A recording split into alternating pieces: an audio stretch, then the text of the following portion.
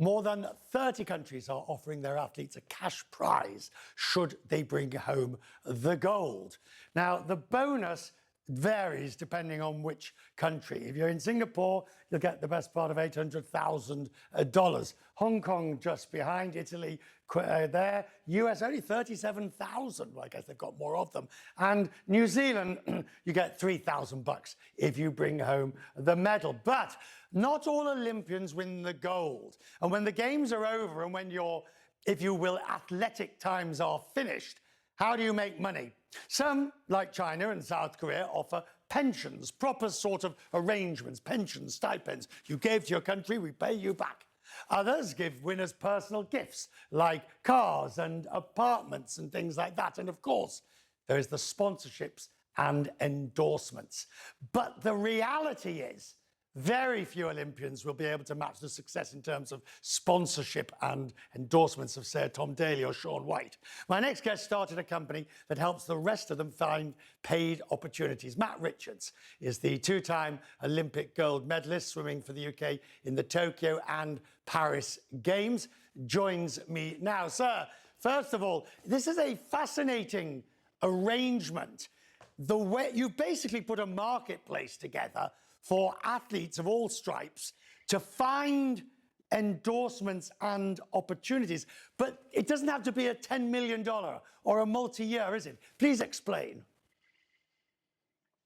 Yeah, absolutely. I mean, a $10 million or multi-year is always welcome. But that's exactly it. We're here to try and make sure that athletes of all different levels and all different abilities have got a place to find and connect with brands that want to work with them, especially in this day and age where micro-influencers and smaller campaigns are seeing such fantastic results for brands and their marketing teams. It's important that the infrastructure is there to connect those brands with the athletes that are looking to work with them. And so that's exactly why we built Sponza.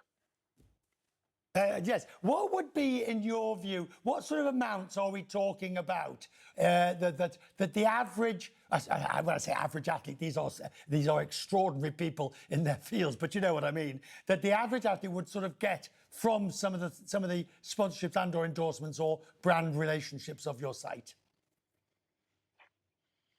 Yeah, well, it's a real mixture, and the goal for us is to make sure that we've got everything from tens of thousands of pounds and hopefully in the future hundreds of thousands of pounds, maybe even millions, for the big deals, for the big athletes, but right the way through then to the other end of the spectrum, and where you've got the grassroots athletes and the junior athletes that are really early in their career, where actually just some free kit goes a long way and really helps them and often their parents and their families on their journeys in their sporting careers. So we tried to make sure we've got a real diverse range of brands, different campaigns, different opportunities, from photo shoots to brand affiliation to content, and everything in between, and make sure that likewise we've got a real mix of athletes to service all the demands and all the different needs that various brands could possibly have for working with athletes.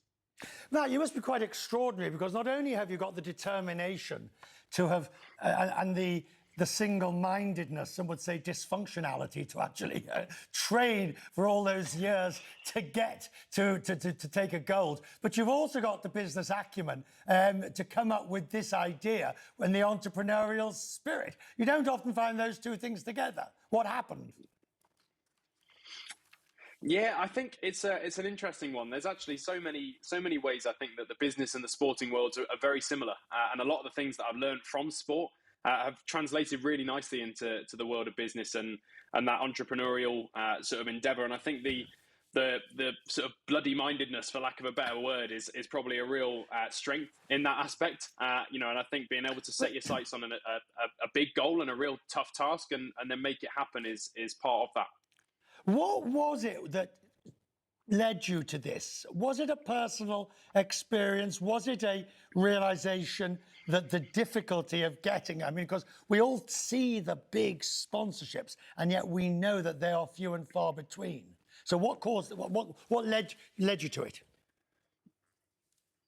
Yeah, it's a real mixture, like both of my personal experience and also that of many athletes around me, not just in Olympic sport either, but in many different sports. I think, for example, when I won my first Olympic gold medal in Tokyo, I was earning £15,000 a year.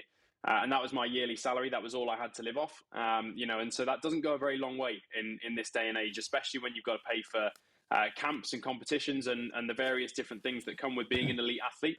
And I'm very fortunate now. I do have some fantastic support from sponsors and things that look after me and my journey. But wanted to make sure that was easier to access for athletes all around the country, and make it easier to find those opportunities and have those fantastic careers. And then, of course, you know, we've got to say it, I assume someday you're hoping to IPO, or your VCs will. This is the big bucks, Mark. This is the big one. That would be fantastic. An IPO would be probably a few years down the line. Just yet, we only launched earlier this week. But hey, you know, like I say, dreaming big is a big part of what's sort of helped my sporting career. So why not? I'm grateful to you, sir. Thank you for joining us. We wish you luck, and we'll follow closely what's happening.